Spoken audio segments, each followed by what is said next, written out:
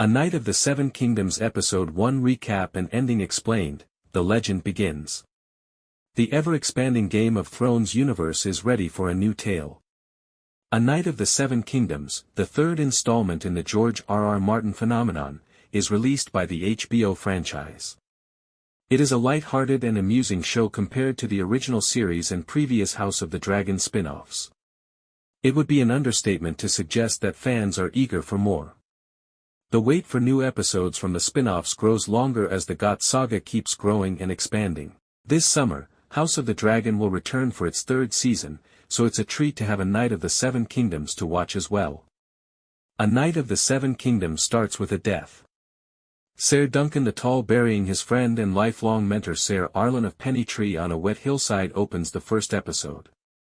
Dunk's admiration for the elderly man who previously took him on as a squire is evident in this poignant incident.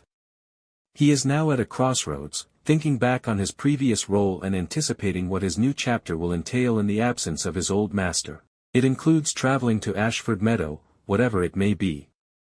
A Knight of the Seven Kingdoms then commences. If the episode's lighter tone had given you the impression that you wouldn't be met with some genuinely frightening images, you would be mistaken. There is a very surprising sequence in which Dunk, poops in public for everyone to see, including, regrettably, us viewers. Regards, Dunk. Dunk meets Egg, a little, bald toddler, while traveling. Actors Peter Claffey and Dexter Sol Ansel have an electrifying rapport, and there is some improbable banter between them early on. When Egg asks Dunk what kind of knight he thinks he is, the child eventually offers to be his squire. However, Dunk declines, assuring him that he wouldn't want to serve as a knight's squire. He is appreciative of his assistance and tosses him a penny, even though he says he could use a clip round the ear. After that, Dunk travels to Ashford Meadow in a scene that highlights the excellent cinematography in the Game of Thrones series. It truly captures the breadth of Dunk's voyage, which is, to put it mildly, huge, and it all looks amazing. Even if a Knight of the Seven Kingdoms doesn't include any dragons, it still looks pricey. He proposes to participate in a tournament there, and after some strange banter, he is allowed to do so, as long as he can locate someone who can attest to his knightly status. The issue is that he is fabricating a lot of his story, no one can verify that he was a knight. That is, until he finds out that Ser Manfred Dondarrion is in the area. Dunk believes he may have a chance to be vouched for after all because Ser Arlan once fought for his father. He meets the repugnant Ser Stephen Fossaway and his cousin, and squire, Ser Raymond Fossaway while he waits for Dondarrion to awaken. He meets the fascinating Lord Lionel Baratheon at a banquet in the House Baratheon tent after Raymond befriends him and extends an invitation. Lionel reminds him that Dunk shouldn't slouch just because giants are accustomed to being pummeled. Dunk's sincerity softens Lionel despite the intimidation, and the two engage in a dance-off that is arguably the best part of the entire episode. After catching up to Ser Manfred Dondarrion, Dunk's attempts to enter the tournament ultimately fail since the haughty knight has no memory of Ser Arlan at all. As he leaves depressed, he encounters Egg, who has already made his way there, washing his clothes and cooking at the campsite. A knight and his squire. Dunk isn't overly happy to see Egg, but the child doesn't let his rage stop him from asking him again what kind of knight he is. After much consideration, Dunk reveals that his name is Ser Duncan the Tall, demonstrating his dedication to the notion that knights can have varied appearances. Egg jokes that he has never heard of him and claims that if he was one of the good ones, he would have. Telling Egg that if things go well, they'll see where they can go from there, Dunk softens and lets him be his squire for the competition.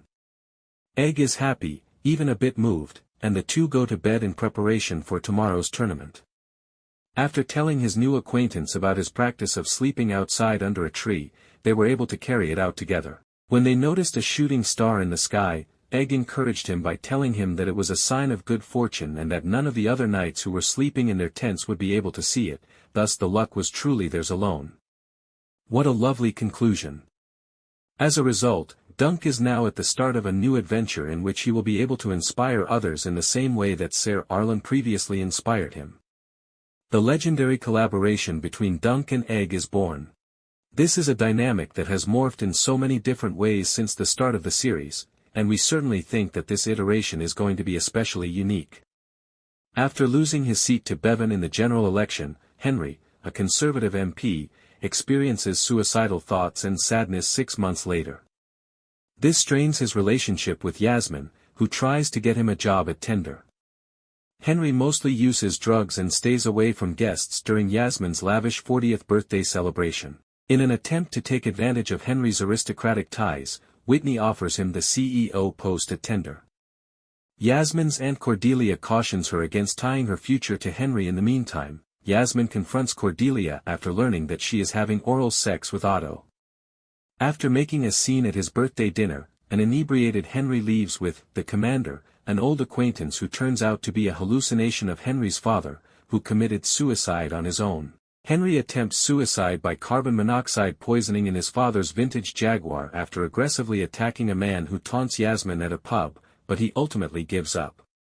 Instead, he accepts Whitney's CEO offer, has passionate sex with Yasmin, and is unexpectedly energized by outliving his father. After that, he unnerves Yasmin by taking her on a joyride in the Jaguar and suggesting that they try for a kid.